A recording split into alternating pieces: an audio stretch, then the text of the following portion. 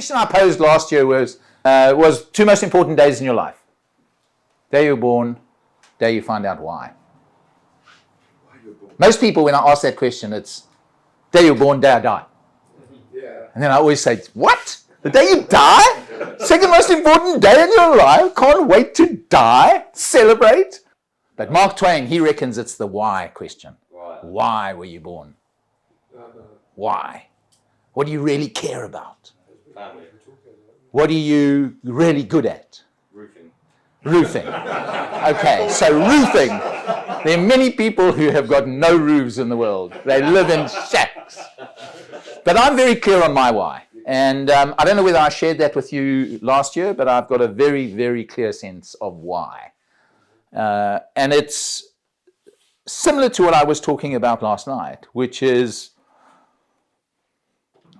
over the last 10, 12 years, I've tried to create and continue every single day of my life workplaces, friendship groups like this, families, where every single person in that setting feels that they genuinely have the choice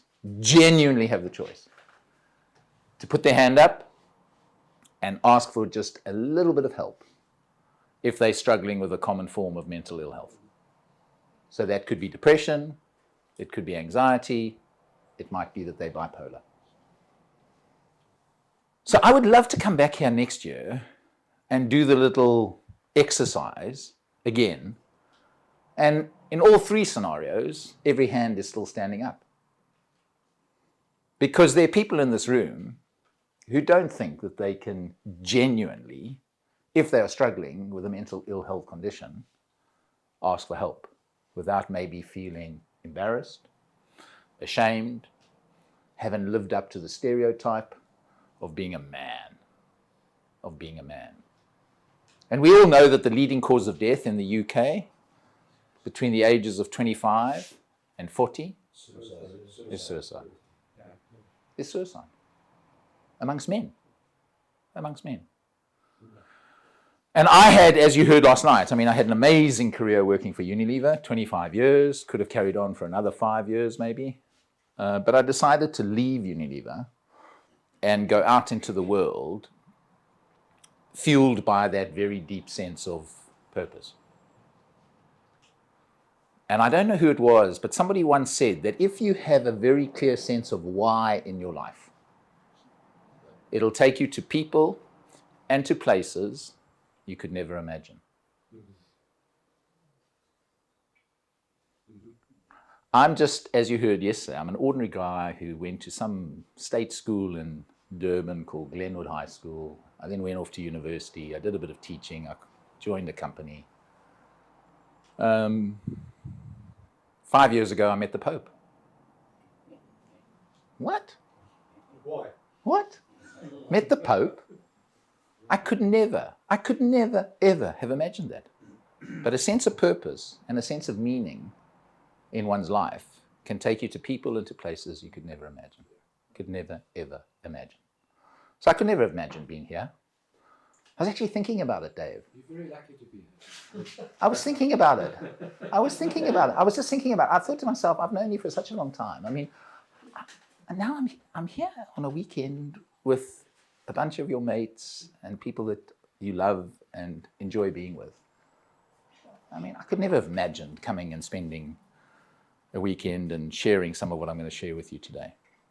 So why did I leave Unilever? I left Unilever because I have a story that I wanted to share with you. And I'll never forget the date. I think it was, well, I shouldn't even say I think.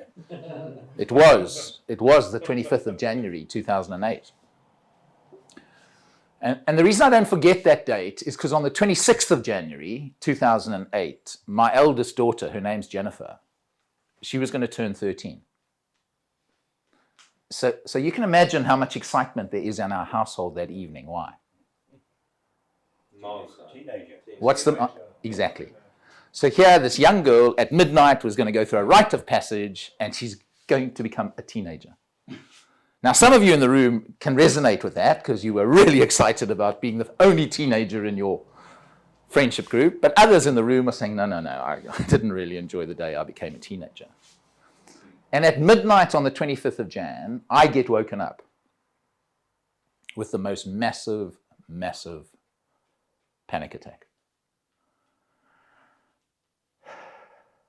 You know, every time I tell the story, I get to this point and I feel anxious. Every time. I've told this story thousands of times to thousands of people all over the world. Ends of my fingers are tingling. Ends of my toes are tingling. Heart is beating profusely. Bed sheets are wet with sweat. Can't regulate my breathing. And because I'm so naive to this, because panic attack, I mean, I don't think I've ever experienced a panic attack in my life. I have never had a conversation with anybody about a panic attack. It wasn't even part of my vocabulary. And so what do you think I'm about to have? I think I'm about to have a heart attack. And at that stage, I was doing a job in Unilever where I was the head of HR for all Unilever's home care division around the Unilever world. So Persil and Domestos and those kind of brands. And being a global job, you're always on aeroplanes. And I remember bumping Debbie, my wife, just after midnight. And I said, Deb, I think I'm about to have a heart attack. And I remember she rolled over and said, have it. I find some guy who's in my bed every night, eh? Not this absent father who's never at home. And of course she didn't say have it. Of course she didn't say have it. But what she did say is, why don't you just get up, walk around the room, take some deep breaths, which I do. And slowly, slowly, the levels of anxiety, they begin to subside. I get back into bed, but I can't go back to sleep. And I can't go back to sleep for 3 reasons. First, the adrenaline is pumping through my body. Secondly, I am petrified that if I fall back to sleep, it might happen again. It might happen again. And there are people in this room who've experienced a panic attack. And you wouldn't wish it on your worst enemy, that feeling. And the third reason I can't go back to sleep, and I don't know where this came from, but I built and developed a capability to catastrophize over the most insignificant issues in my life. Jeepers, did I get good at being catastrophic about things in my life. I remember I had a sore on the inside of my mouth. And I go into the bathroom at about 3 a.m, I interrogate the sore. I get back into bed, convince myself that I've got the beginnings of throat and mouth cancer. I'm going to die of cancer. And I'm not going to do what I can't wait to do. What do you think I can't wait to do with 2 daughters? Walk them down the aisle. And I catastrophize. 7 o'clock the next morning, who comes running into our bedroom? Jennifer. It's her 13th birthday, and we have a tradition at home where we put presents on the end of the bed, and her little sister Anna, who was 10 at the time, comes running in afterwards. And all I can say to Jennifer, to Anna, and to Debbie is, please, please, go away. Go away. There is no ways I can engage in anything where there's noise, where there's laughter, where there's excitement. All I want to do is take the duvet, pull it over my head, and for the life of me, I can't get out of bed.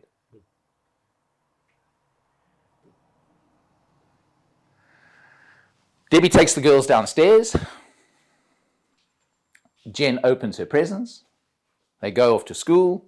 Debbie gets back at about 10 o'clock. Where am I? In bed still. In bed still? Me? Me? It's Adrian. Is it? Adrian? Yeah, that's correct. Yeah. Said to me this morning, Geoff, I can't believe you went out for a run. Last year you were out running at 5 o'clock in the morning or whatever it was. Me in bed at 10 o'clock in the morning? And Debbie walks into the bedroom and she says, Geoff, what's wrong? Why are you still in bed? I said, I don't know, but what I do know is I feel so paralyzed by this anxiety that I'm feeling. I cannot get myself out of bed.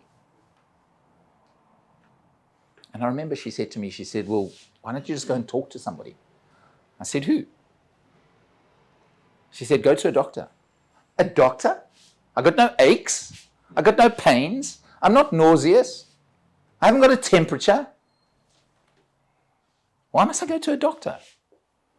And to cut a long story short, at midday, I'm in a doctor's room and I'm diagnosed with anxiety-fueled depression. Me? Me? Depression? Me? I mean, you know what my understanding of the word depression was up until that point? You know what my understanding was? I remember when Unilever first moved me from South Africa to the UK in 98. And I'd been living here for about 2 years. And I remember around sort of middle of January, people would come into my office and in those days you had offices. These days we don't have offices. Open plan now. Eh? But people would come into my office and they would talk to me about a thing called SAD. Yeah. SAD. I get that. And I used to say to them, Chris, I used to say, well, tell me, what is SAD? When it's cold, you're grumpy. Yeah, no, they would say, no, I'll tell you what SAD is. It's an abbreviation for seasonal affects disorder. And I used to say to them, so what is that? And they would say, no, the weather, it can influence your mood. And I mean, Chris, I used to think to myself, what a load of crap. The weather? The weather influence your mood? Man up, you snowflake. I mean, the weather. Huh? Go and have a sunbed. Oh. You feel better. I mean, the weather. I mean, or I don't know. I mean, I love the Premier League and I have a football club and it's called Arsenal Football Club. Yay! Huh? I used to like you. But you know, this bloody football club, we will get so close every season to do something amazing. And then the wheels fall off.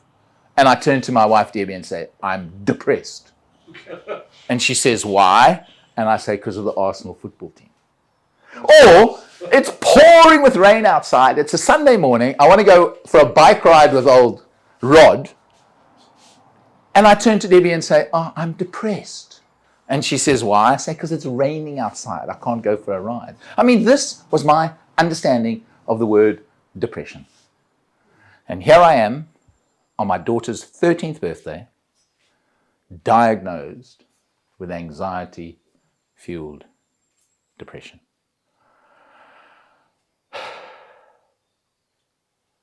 My levels of anxiety are so high, I have no cognitive abilities. Think about that. Think about a time when you've been really anxious. You can't read a document and remember what you've read. My levels of anxiety are so high, I have no cognitive abilities. And so I have to take 3 months off work. When I leave the doctor's rooms, I make a decision that saved my life.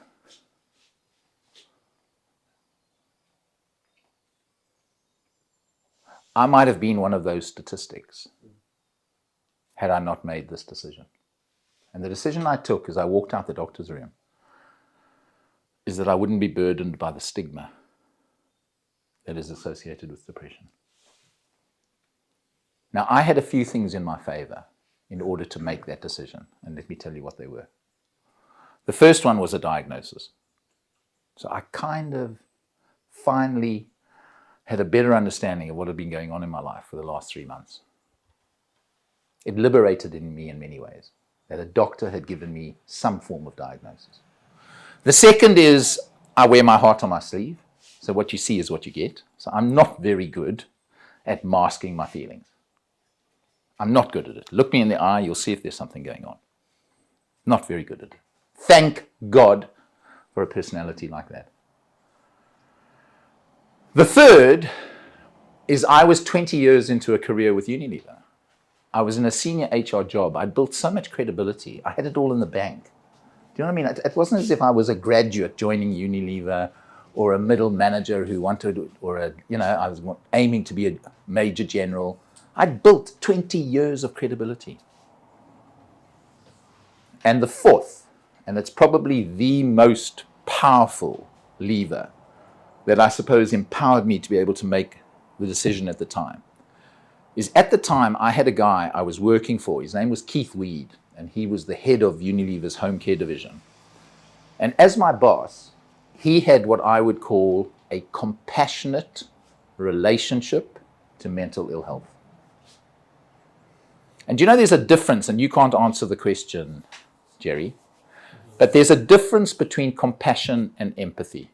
What's the difference? I can't answer it. No, Jerry, you cannot answer it because we've had this conversation. And I don't want everyone thinking you the clever one. I would say compassion is feeling sorry for you, where empathy is I can put myself into your position and I understand what's going on. So you're almost there. Okay. So why can you feel sorry for me? Well, I can feel sorry for anybody who's ill or struggling with some Oh, it's kind of relators. Okay, so on a hierarchy, empathy and compassion, which is at the tip? compassion. Compassion. Okay? So empathy, exactly as Tim has said, with empathy, I can put myself in your shoes and I can feel with you. In compassion, I do the exact same. But you know what I don't do? I don't judge. I don't judge. That's why I can really feel sorry for you. Because there's no judgment. See how hard it is to not judge. And I had a line manager at the time who wasn't empathetic around my illness. He was compassionate. He was compassionate. He didn't judge me. And so, feeling empowered, it allows me to tell my daughters, and I remember Anna, she was 10 at the time. And I remember when I was trying to explain to Anna what was wrong with me, she said, you know, Dad, I've noticed over the last 3 weeks your battery has just gone flat. This little 10-year-old. I was able to tell some of my close friends and some of my colleagues at work. And the reason that decision saved my life, and you know, during those 3 months while I was off work, I had dark moments. I had moments when I didn't think life was worth living. The world would be better off without me. I was a burden to everybody around me. When you're steeped in depression, the only person who matters is you. And all you're trying to do is get better. And all you talk about is you. So my poor wife and my poor kids and my poor friends, all they would hear about is me. And I just thought I was a burden to everybody. But you know what I got back from, I would say, 98% of the people who knew about my illness? Do you know what they gave me? They gave me the most wonderful outpouring of the most powerful emotion in the world. What's it called? It's called love. It's called love.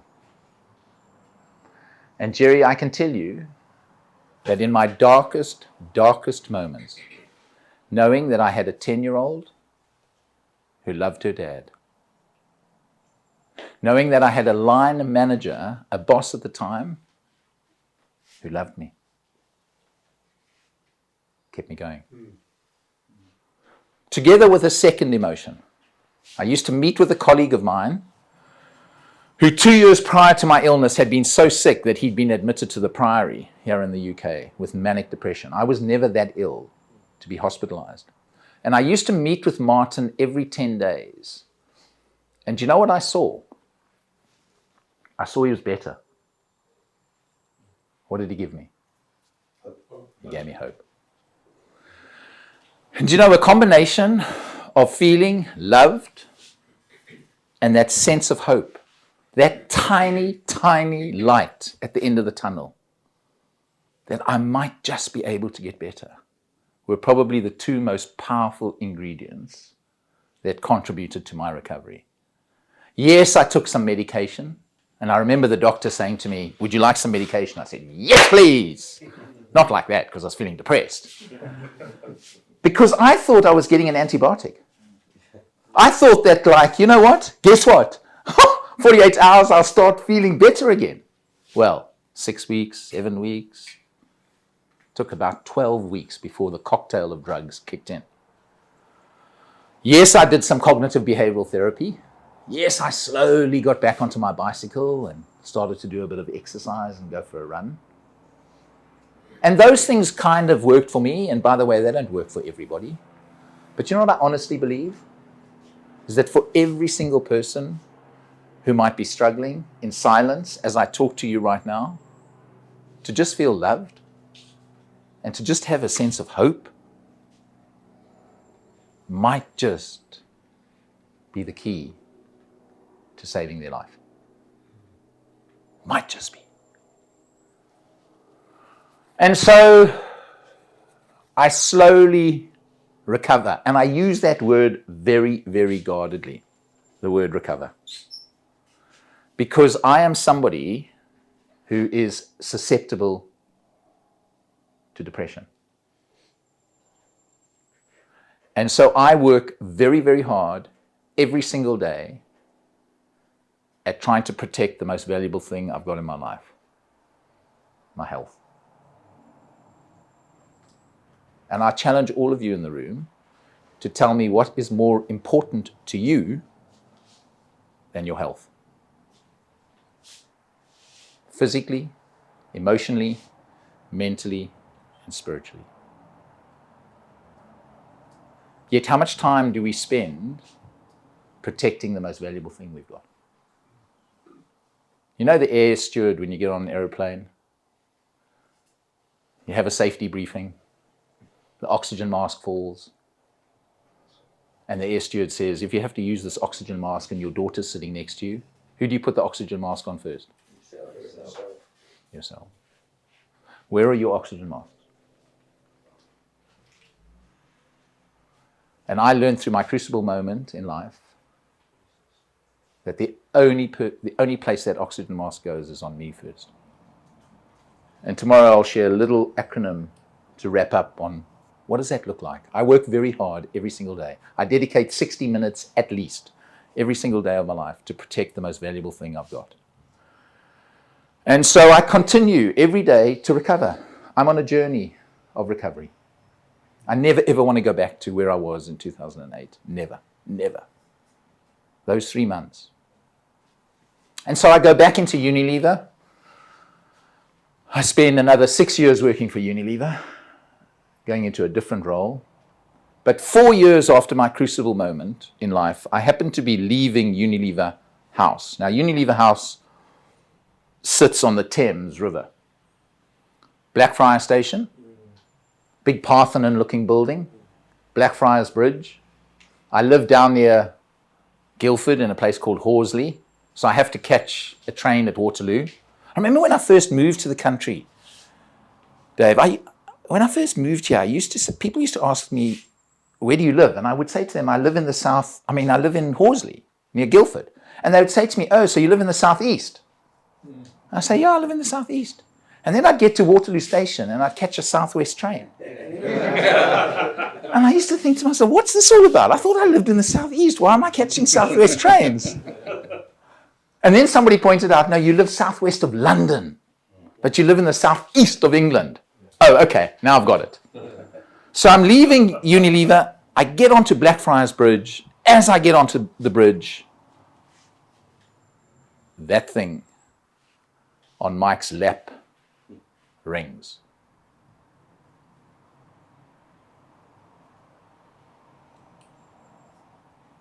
And on the end of the phone is Debbie. And she said to me, Geoff, where are you? I said, I'm on my way home. She said, can you try and get home as quickly as possible? I said, why?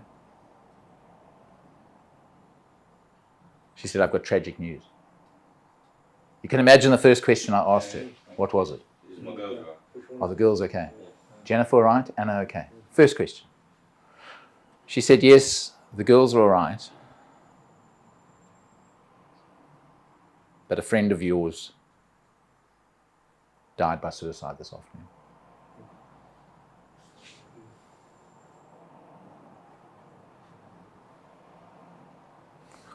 I think it was Carl Jung who once said, the brighter the light, the darker the shadow.